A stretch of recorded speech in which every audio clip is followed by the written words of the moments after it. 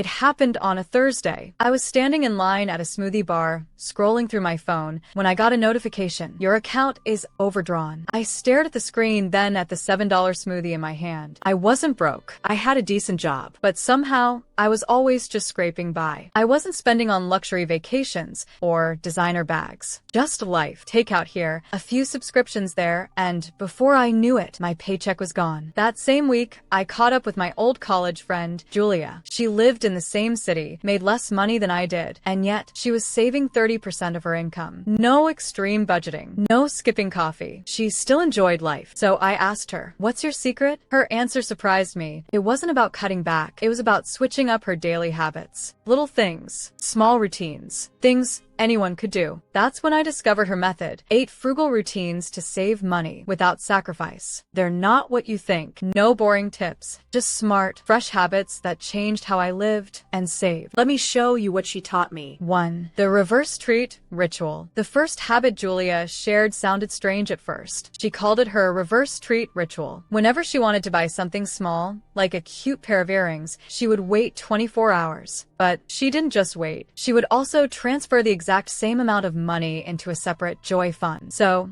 if I want a $6 earrings, she said, I move $6 into savings first. Then I wait a day. If I still want it by tomorrow, I go for it. At first, I laughed. It sounded unnecessary, but she explained something I didn't expect. Most of the time, I don't even want the thing after 24 hours. But now the money's saved, and I feel rewarded either way. This small delay gave her brain time to separate impulse from real desire. And even if she ended up buying the item, she still saved. A 2024 study found that adding just 1 day of delay before spending reduced impulse buys by 40%. She wasn't restricting joy. She was flipping the script, getting rewarded for wanting, not just buying. It felt smart, even kind of fun, and I decided to try it next. Number 2, the lifestyle tax refund habit. When Julia got a raise or moved into a nicer apartment, she didn't just celebrate. She taxed herself. Every time she upgraded her life, even just a gym membership or a new phone, she added a 5% lifestyle tax to her savings. If I can't afford the upgrade and the tax, she said, I can't afford the upgrade. She called it her lifestyle tax refund, a reminder that the better your lifestyle gets, the more you owe your future. This habit kept her from letting small wins spiral into overspending. It also built real wealth quietly in the background. And there's psychology behind it. When you tie rewards to responsibility, your brain builds stronger habits. It's like giving your dopamine a job. Now, every time I level up, new clothes, better laptop,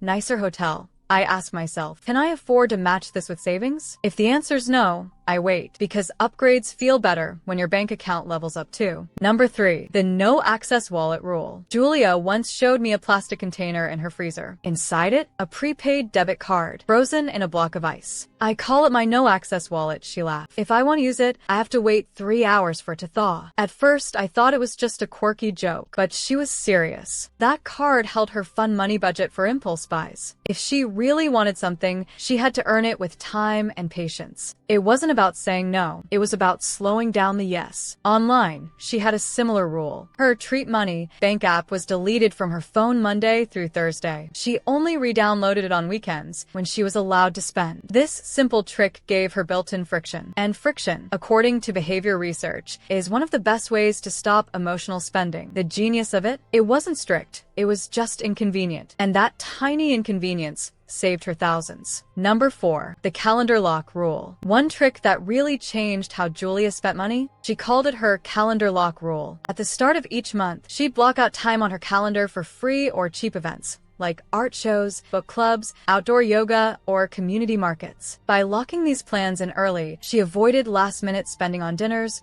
drinks, or tickets she didn't plan for. Once it's on my calendar, I don't feel the need to add more, she said. Behavior experts call this future self-commitment. We're more likely to stick to plans we make in advance. It also helped her feel excited about her week without spending much money. With so many free events in cities today, thanks to local funding and post-COVID programs, this habit makes more sense than ever. And for someone like me, who always ends up saying yes to expensive plans, this was a lifesaver. Number 5, the rich person preview rule. At first, I thought Julia was showing off. Every few weeks, She'd walk into a luxury store, test drive an expensive car, or attend an open house for a $2 million apartment, dressed in jeans and sneakers. But she wasn't buying anything. "I'm not here to spend," she told me. "I'm here to reset my brain." She called it the rich person preview rule, a strange ritual where she acted like she was rich just for 15 minutes. Why? "Because when I remind myself what real wealth looks like," she said, "I stop wasting money on fake luxury. Instead of buying stuff for instant joy, like another pair of trendy shoes, she'd leave those places thinking bigger, longer term, more patient. It wasn't about pretending to have money. It was about seeing what having money could actually feel like: freedom, space, choice. And the weird part? It worked. After just one preview, I stopped caring about the small stuff. My brain was aiming higher. 6. The anti-AI spending filter. Julia had a rule that made me pause. If a robot suggested it, I wait 30 days. She meant it literally. Every time she wanted to buy something, shoes from Instagram, gadgets from Amazon, skincare from TikTok, she asked herself, was this my idea or the algorithms? If it came from a feed,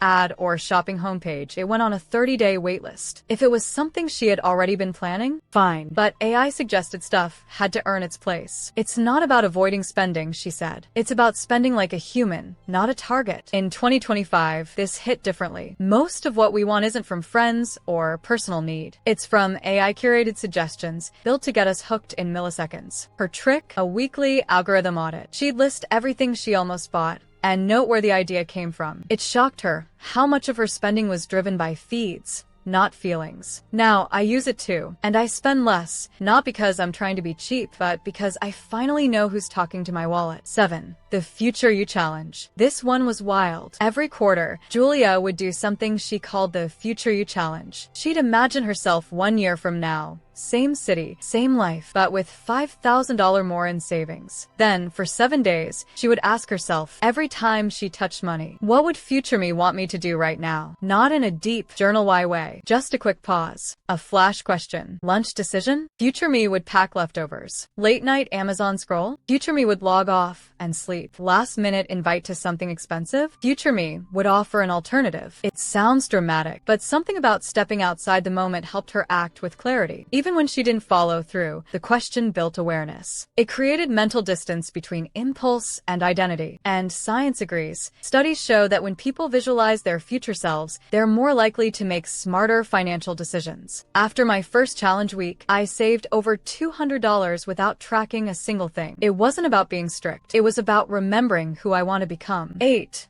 The micro-regret timer habit. Julia had a strange way of avoiding regret before it even happened. Right before buying anything non-essential, she'd set a 90-second timer. Then, during those 90 seconds, she'd write down this question. If I buy this today, what will I wish I did instead in 48 hours? That's it. No price checks. No math. Just a mental preview of future regret. It sounded silly, but when I tried it with a pair of headphones I didn't need, I suddenly didn't want them. Psychologists call this regret simulation. It's a way to connect with your future self, the one who has to live with the decision. Most impulse buys fade fast, but regret? That can stick. Julia's trick helped her feel that regret before clicking buy now. And when she did go ahead with the purchase, she never felt guilty, because she knew it had passed the test. It's not about saying no. It's about giving yourself time to say yes or no with clarity. I didn't just save more money. I felt better. Less stress. More control. And honestly, more joy in the little things. I didn't cancel everything fun. I just changed the way I made choices. Slower. Smarter. More intentional. Frugal living doesn't have to mean extreme budgeting or boring life choices. It's about designing smarter habits that make your money go further without stealing your joy. These aren't just money hacks. They're life upgrades, and they're yours to try, starting today.